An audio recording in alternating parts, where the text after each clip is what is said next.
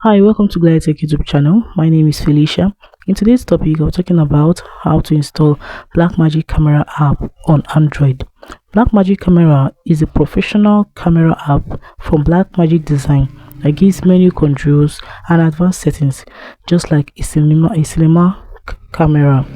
The requirement before installing this app, you need a running Android 13 or higher version. You also need to have enough free storage, at least 1 gig free. Now, the steps to install this camera: number one, open your Google Play Store, just this way I did mine now. This is the home page of my Google Play Store. Select the official app by typing Blackmagic camera, just like this. Having done that, the next thing you have to do is to click on install in order to install it on your device. But right here, mine is saying that looking for Blackmagic camera, this app won't work for your device because my device has a lower version of Android. It's just Infinite Smart 8. It's not up to 13, so it can't work for this. It works for only for Android 13 and above.